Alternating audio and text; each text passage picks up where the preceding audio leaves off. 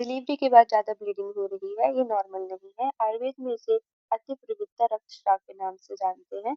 Modern में इसे postmortem haemorrhage in short PPH कहते हैं। तो चलिए देखते हैं आज इसके बारे में। After delivery excessive bleeding is not normal. Delivery के बाद अगर जो ब्लीडिंग है वो एक्सेसिव अमाउंट में हो रही है तो वो नॉर्मल नहीं है, वो पोस्टमार्टम की कंडीशन हो सकती है, यानी कि अतिप्रवृत्ता रक्तस्राव की कंडीशन हो सकती है। Why does it happen? से क्यों होता है? तो pitta increase bleeding and water fails to control uterine contraction. It means pitta dosha बढ़ता है तो ब्लीडिंग है वो इंक्रीज होती है। वाट डिस्टर्ब होता है तो यूट्रस कॉन्ट्रैक्ट नहीं कर पाता है। इसकी ट्रीटमेंट क्या है? सबसे पहले रक्त का स्तंभन करना, यानी कि ब्लीडिंग है उसको जो है स्टॉप करना है। दूसरा पित्त का शामक है, पित्त का शमन करना है, क्योंकि ये पित्त दोष की इंक्रीज होने की वजह से हो रही है। दूसरा वात डिस्टर्ब है तो वात का स्थापन करना है। What is the PPH? मतलब पीपीएच की कंडीशन कब हो सकती है?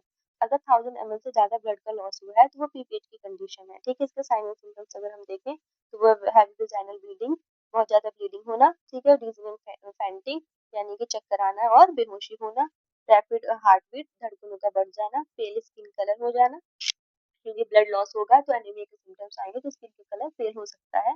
वीकनेस एंड फटीग, कमजोरी रहना और थकान रहना। कॉजेस क्या है पीपीएच के? अगर हम देखें तो जैसे कि मैंने बताया, वाट डिस्टर्ब हो जाता है तो यूट्रस कॉन्ट्रैक्ट नहीं कर पाता है। तो अगर यूट्रस कॉन्ट्रैक्ट नहीं कर पाता उसको मॉडल में कहते हैं यूट्रस यूट्राइन एटोनी, मतलब यूट्रस कॉन्ट्रैक्ट नहीं कर पाता है। नेक्स्ट हो सकता है हमारा प्लेसेंटा है वो रिटेन रह जाए, कि उसका कुछ पार्ट है जो प्लेसेंटा है वो रह जाए तो उसकी वजह से ब्लीडिंग हो सकती है। Tier in the vagina and cervix, vagina या सर्विक्स में कोई टीयर हो उसकी वजह से ब्लीडिंग कंटिन्यू रह सकती है।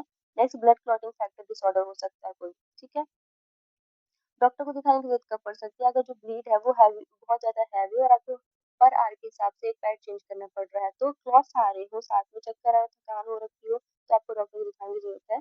आयुर्वेद क्या कहता है तो देखते हैं। आयुर्वेद के जो बेस्ट ड्रग्स है वो है लोध, नागकेशर एंड अशोका, ये बेस्ट ड्रग है। तो मेन पॉइंट इसका क्या है कि control with stabilise bath is equal to save life, like with को कंट्रोल करो, बाथ को स्टेबलाइज करो, जो कि आपको लाइफ सेविंग हो सकता है।